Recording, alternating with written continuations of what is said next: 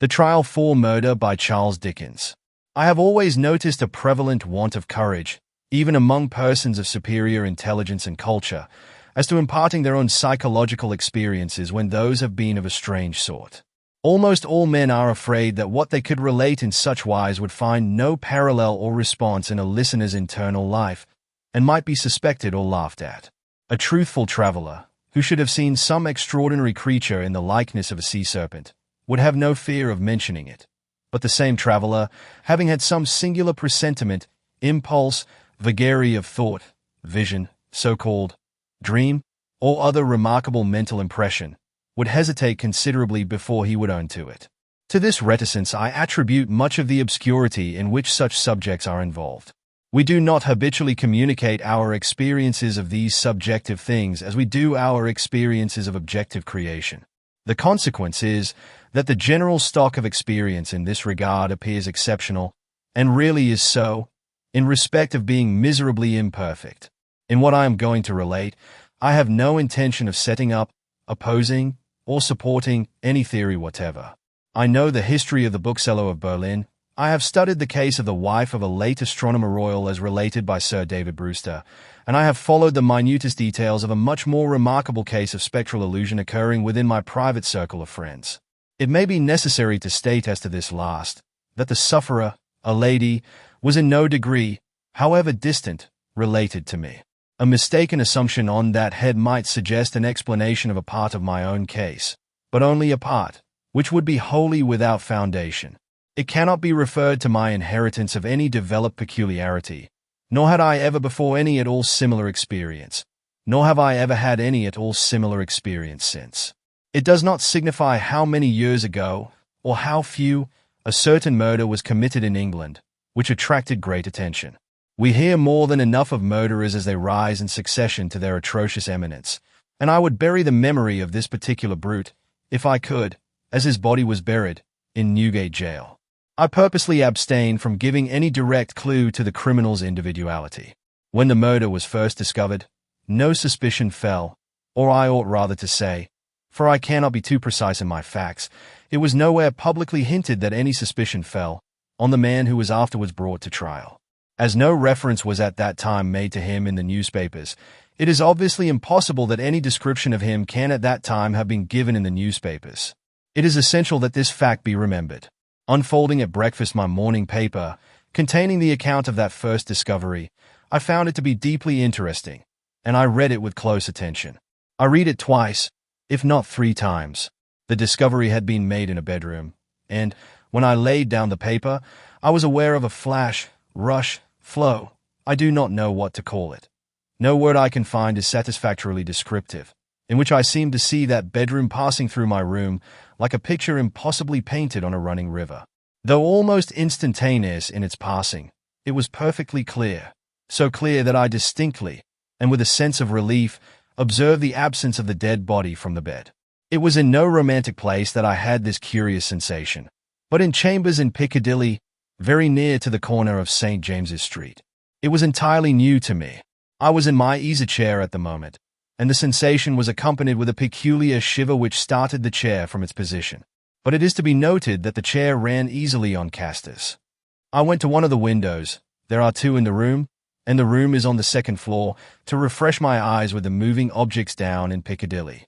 It was a bright autumn morning, and the street was sparkling and cheerful. The wind was high. As I looked out, it brought down from the park a quantity of fallen leaves, which a gust took and whirled into a spiral pillar. As the pillar fell and the leaves dispersed, I saw 2 men on the opposite side of the way, going from west to east. They were one behind the other. The foremost man often looked back over his shoulder. The second man followed him, at a distance of some 30 paces, with his right hand menacingly raised. First, the singularity and steadiness of this threatening gesture in so public a thoroughfare attracted my attention, and next, the more remarkable circumstance that nobody heeded it. Both men threaded their way among the other passengers with a smoothness hardly consistent even with the action of walking on a pavement, and no single creature, that I could see, gave them place, touched them, or looked after them. In passing before my windows, they both stared up at me. I saw their 2 faces very distinctly, and I knew that I could recognize them anywhere.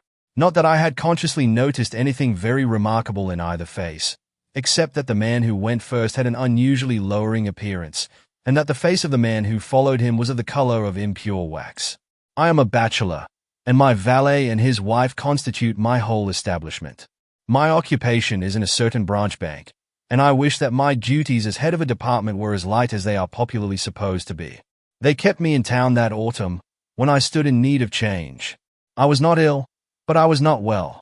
My reader is to make the most that can be reasonably made of my feeling jaded, having a depressing sense upon me of a monotonous life, and being slightly dyspeptic. I am assured by my renowned doctor that my real state of health at that time justifies no stronger description, and I quote his own from his written answer to my request for it. As the circumstances of the murder, gradually unraveling, took stronger and stronger possession of the public mind, I kept them away from mine by knowing as little about them as was possible in the midst of the universal excitement. But I knew that a verdict of willful murder had been found against the suspected murderer, and that he had been committed to Newgate for trial. I also knew that his trial had been postponed over 1 sessions of the Central Criminal Court, on the ground of general prejudice and want of time for the preparation of the defense. I may further have known, but I believe I did not, when, or about when, the sessions to which his trial stood postponed would come on. My sitting room, bedroom, and dressing room are all on one floor. With the last there is no communication but through the bedroom. True, there is a door in it, once communicating with the staircase, but a part of the fitting of my bath has been, and had then been for some years, fixed across it. At the same period, and as a part of the same arrangement, the door had been nailed up and canvassed over. I was standing in my bedroom late one night, giving some directions to my servant before he went to bed. My face was towards the only available door of communication with the dressing room, and it was closed. My servant's back was towards that door. While I was speaking to him, I saw it open, and a man look in, who very earnestly and mysteriously beckoned to me. That man was the man who had gone second of the two along Piccadilly, and whose face was of the color of impure wax. The figure, having beckoned, drew back, and closed the door. With no longer pause than was made by my crossing the bedroom, I opened the dressing-room door, and looked in.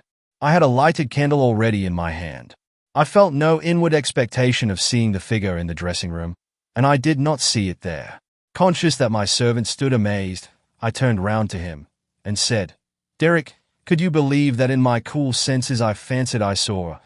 As I there laid my hand upon his breast, with a sudden start he trembled violently, and said, "O Lord, yes, sir, a dead man beckoning." Now I do not believe that this John Derrick, my trusty and attached servant for more than 20 years, had any impression whatever of having seen any such figure, until I touched him.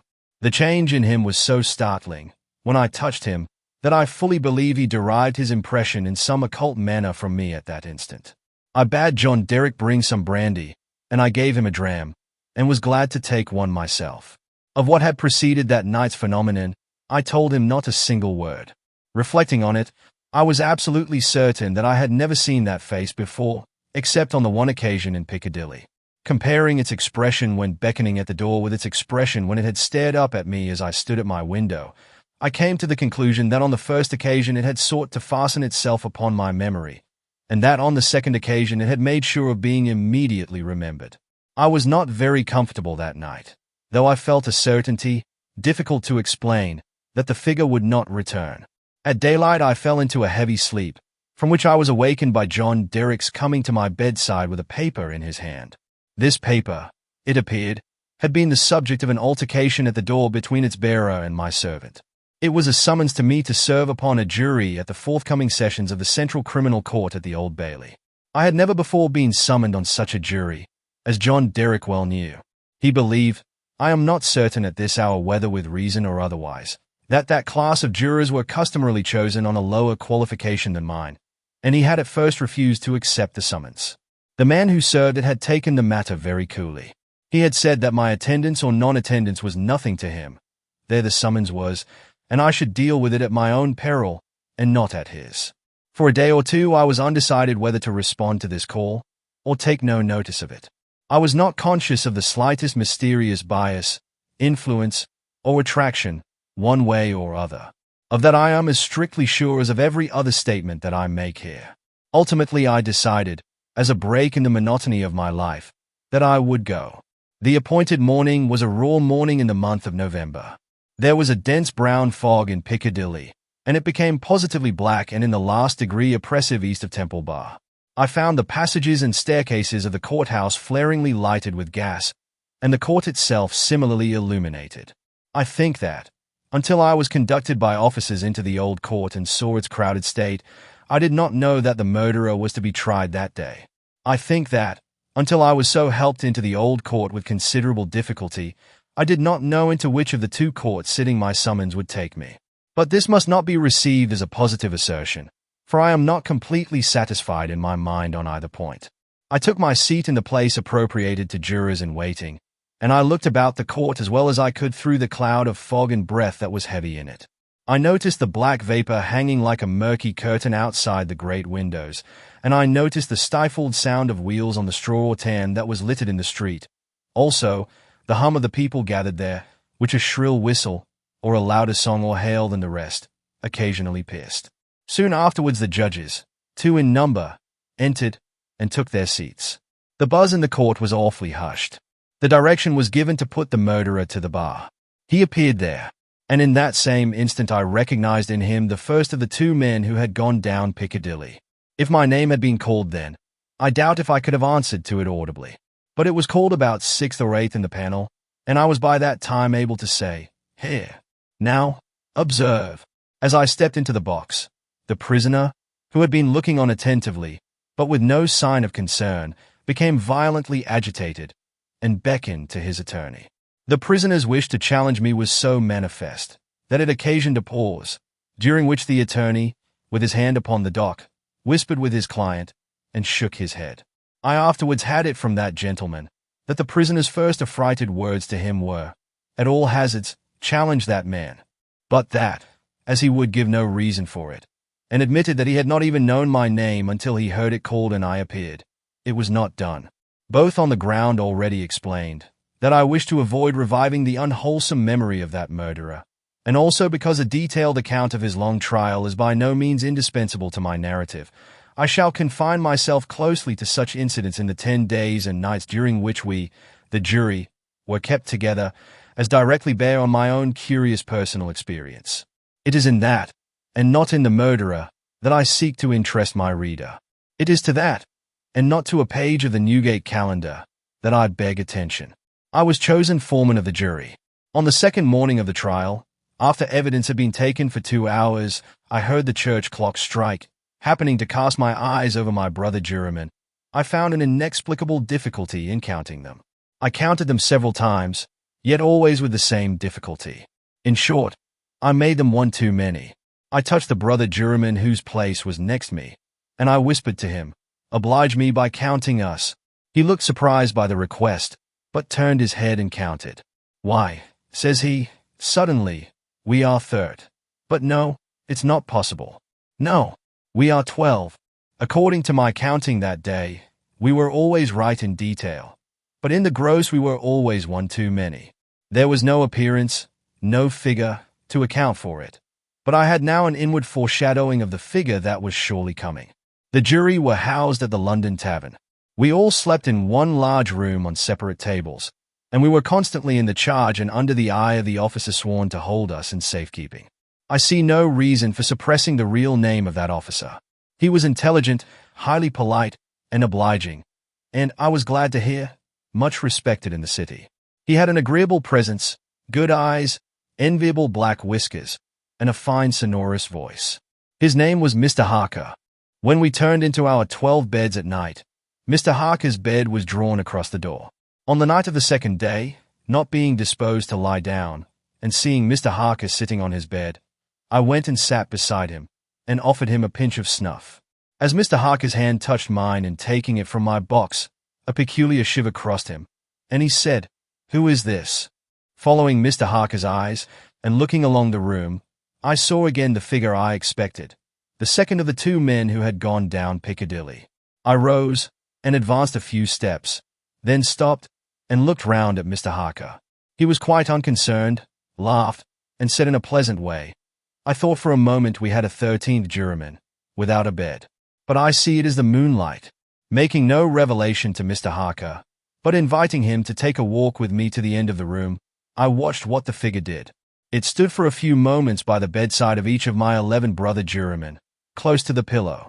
It always went to the right-hand side of the bed, and always passed out crossing the foot of the next bed. It seemed, from the action of the head, merely to look down pensively at each recumbent figure. It took no notice of me or of my bed, which was that nearest to Mr. Harker's. It seemed to go out where the moonlight came in, through a high window, as by an aerial flight of stairs. Next morning at breakfast, it appeared that everybody present had dreamed of the murdered man last night, except myself and Mr. Harker. I now felt as convinced that the second man who had gone down Piccadilly was the murdered man, so to speak, as if it had been borne into my comprehension by his immediate testimony. But even this took place, and in a manner for which I was not at all prepared. On the 5th day of the trial, when the case for the prosecution was drawing to a close, a miniature of the murdered man, missing from his bedroom upon the discovery of the deed, and afterwards found in a hiding place where the murderer had been seen digging, was put in evidence. Having been identified by the witness under examination, it was handed up to the bench, and thence handed down to be inspected by the jury.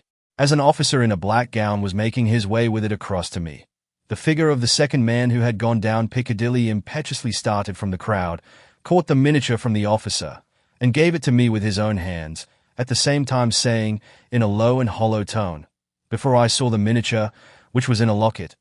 I was younger then, and my face was not then drained of blood. It also came between me and the brother juryman to whom I would have given the miniature, and between him and the brother juryman to whom he would have given it, and so passed it on through the whole of our number, and back into my possession. Not one of them, however, detected this. At table, and generally when we were shut up together in Mr. Harker's custody, we had from the first naturally discussed the day's proceedings a good deal.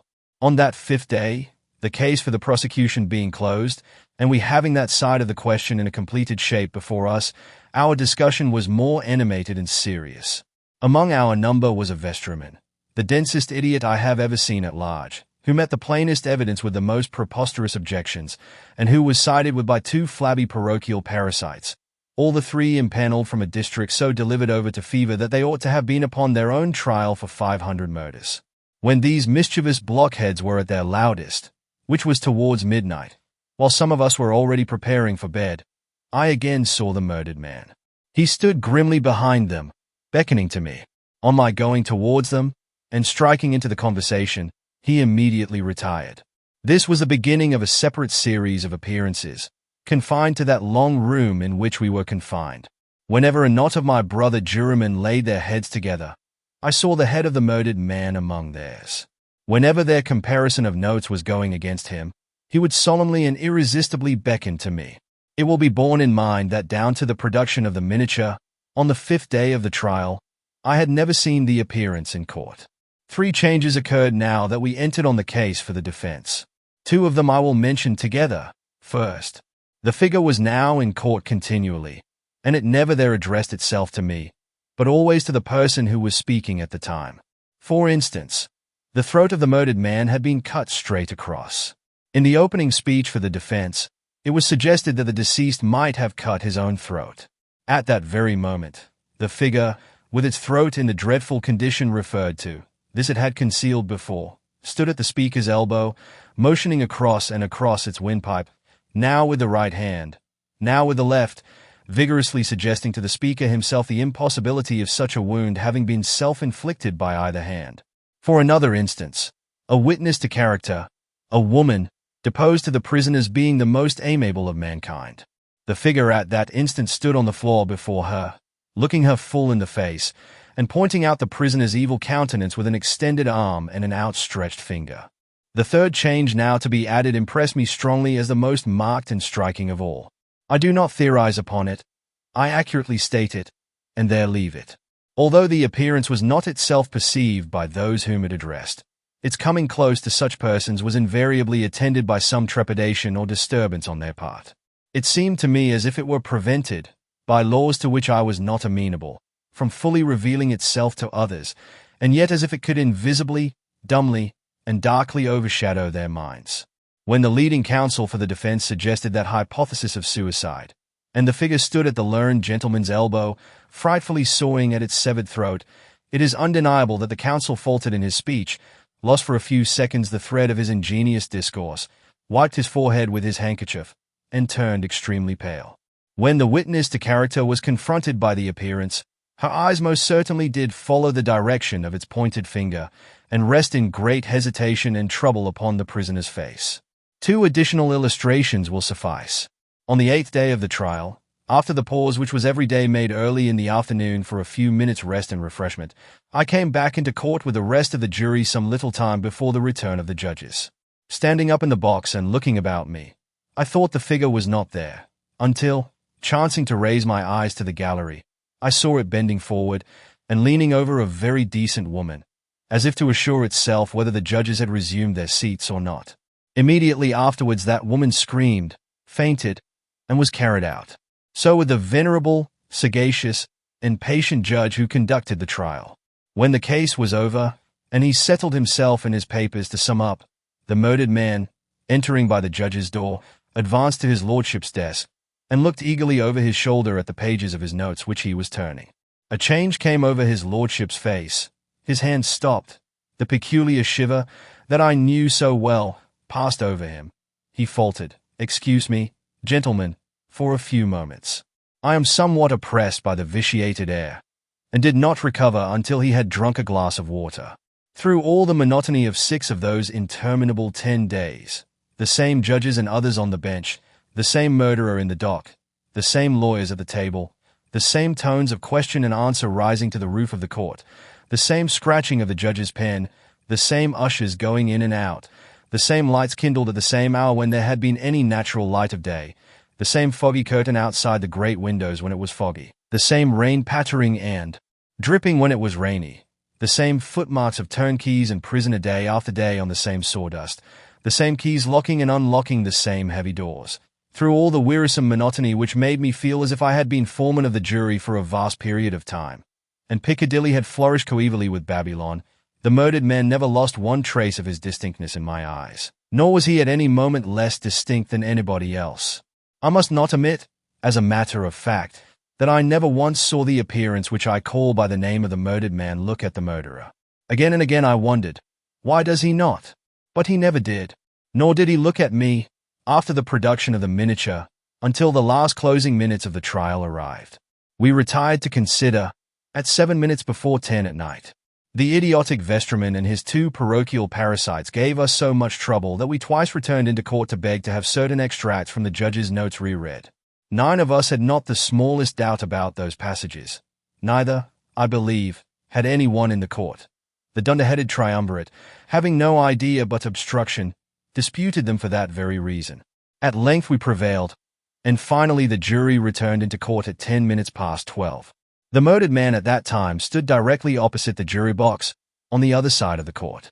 As I took my place, his eyes rested on me with great attention. He seemed satisfied, and slowly shook a great grey veil, which he carried on his arm for the first time, over his head and whole form.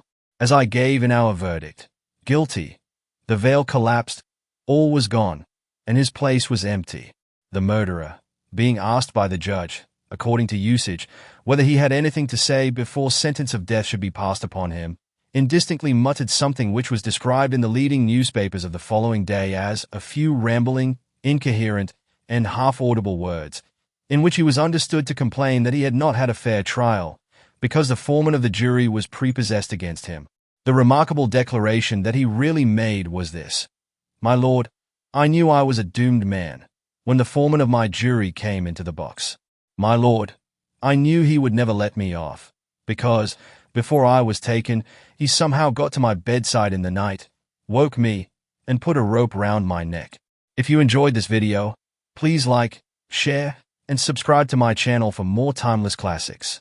Your support helps me create and share more stories with you. Thank you.